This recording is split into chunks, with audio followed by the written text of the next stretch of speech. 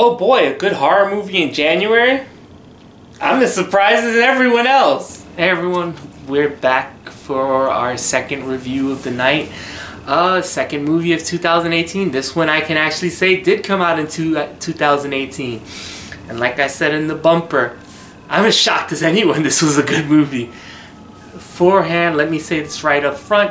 I have not seen any of the other three movies, so if your opinion differentiates from me, this is coming from someone who hasn't seen the other three. I don't know how it fits in the continuity, because the way the continuity was explained to me is freaking insane.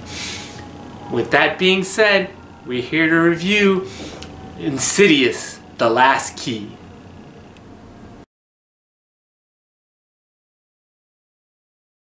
Okay, this is a second prequel. I guess part 3 is actually part 1. This one, starring Lynn Shay as Elisa, goes through her history in the house and basically goes through what happened to her in the house, what was the dynamics between her and her family, and then what causes her to come back to the house to save it. She's accompanied with her friends, Specs and Tucker, who, you know, come back to the house with her. They're the ghost team, I guess they're in the other ones, who have to come into this house to find out what's possessing the house, what's wrong. The house happens to be bought by a person who never changed the house in the time. So I guess nothing happened in this house between when her family left the house and the current day, which is 2010, I believe it takes place in. And he's going crazy. He said the house is haunted. He hires them to come in and take it up. Elisa has to go back and confront not only the demons, but the demons of her past and what happens between her and her brother. This is a really good movie. I enjoyed the beginning part. I've heard some people call it slow because it's more about her upbringing, but her upbringing is very important to a lot of the things that were happening in the later half of the movie, especially when it comes to the demon, the parts with her family. So I kind of enjoyed it. I kind of enjoyed it a lot because I understand how a lot of the people, and I know a lot of people, especially older people, who goes, yeah, that's how you were treated in the house. If you were different, or if you were anything but a model child.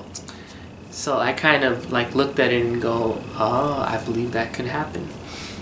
They also use the monsters as a metaphor for childhood trauma, childhood abuse, things like that. So I kind of enjoyed that really a lot.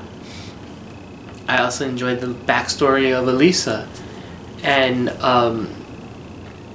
Lynn is actually very good in this movie. I was not prepared to be compelled by this, and I'm surprised. I'm really shocked and probably a little bit annoyed by the fact that no one's talking about this character. Not only is she a strong female character, she's a strong older female character, and she's a strong older female character that's not particularly sexy or has, you know, the voluptuous body.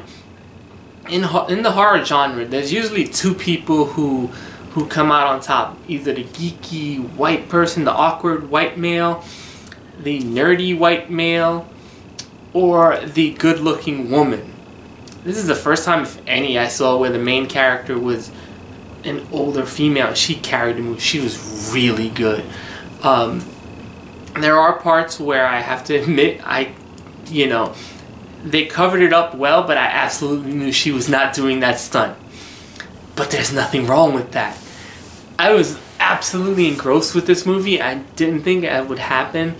There were times where I was like waiting for the jump scare, and either the jump scare didn't happen or it happened in a different way. There's a really good jump scare. There's one really good that got me, and I was like, damn it, you got me, because I was expecting it somewhere else. But it does all the regular horror tropes. Has cross directions. They'll start lowering the music so you can expect that moment when something happens, or they'll have two people talking and they'll start cutting back and forth between them. and then all of a sudden something popping up out of nowhere. There's nothing wrong with that. Tropes exist for a reason. And they weren't distracting in this movie, in all honesty, and they didn't happen enough where it took me out of the movie. I was actually really enjoying the movie. I will say this. Oh, and this is one of those movies where it has one small reveal in the middle, another reveal a little bit later on afterwards, and then the big reveal at the end, which is really good, and I kind of enjoyed it. The ending made me want to watch the other Insidious movies. I'm not gonna lie, because there's a demon in the end of this movie where I go, what the hell is that? Once again, didn't watch the other one, so can't comment. The bad about this movie, the comedy doesn't work. Oh my god. Specs and Tucker, I don't know how they are in the other movies. They're infuriating in this movie. They barely, either their jokes are just like wah wah, they don't land, they're uncomfortable, or they're just kind of weird. They try to have a relationship with these two girls. I won't say what they are, who they are, and it's just like the girls are probably in their early 20s, but they kind of look 18, and these guys look like they're in their mid 30s. So it's just like, statutory rape, anyone? Their jokes didn't land.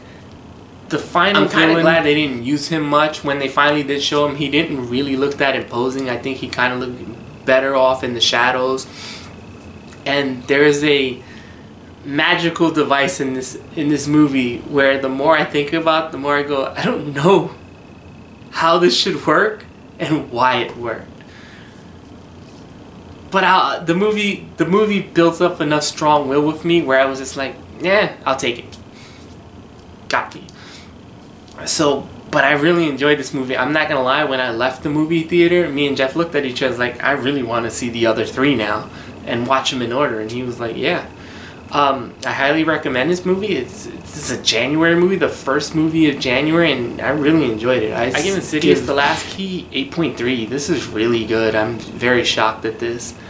I walked in this with no expectations. I left going, I want to go back and see the rest now. So that's how I see it. Hope you guys enjoyed this review, and we'll be seeing you next time at the movies.